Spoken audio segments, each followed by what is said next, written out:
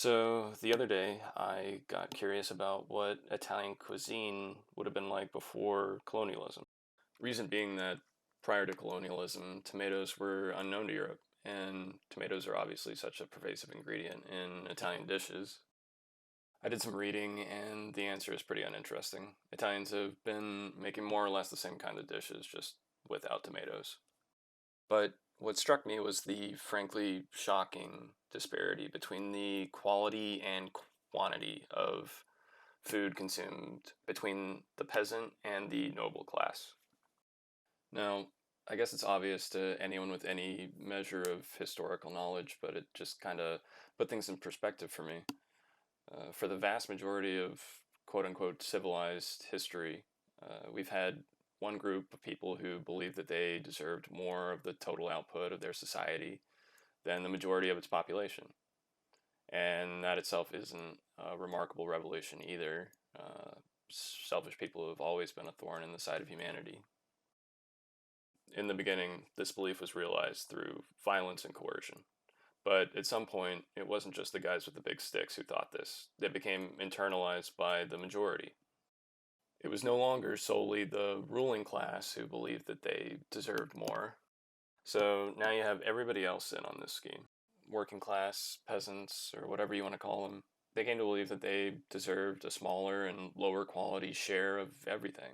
And I mean everything: food, clothing, shelter, education, sexual partners, and considerably less and considerably worse. I realize what I'm saying or what I'm talking about is essentially a truism or like dollar store class analysis, but it stands out to me because of how long this has been the case.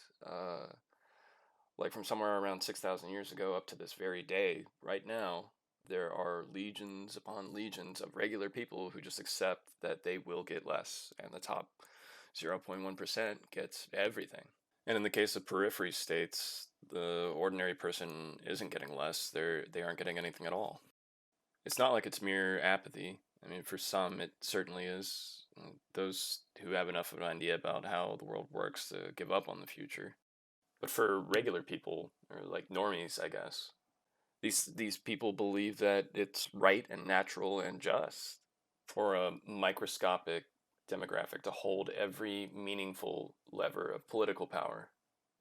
Yeah, to be mind fucked enough to not only believe that you are there, that you as an individual deserve less, but also that everyone you know on a personal level deserves less.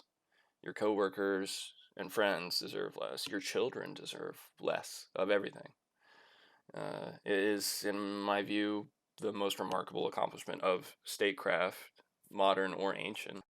I mean, when you have 80 to 90% of a society believing that they should only receive a meager portion of the net output of a society is incredibly beneficial for a ruling class. And that's exactly how things have been since we started cultivating cereal crops.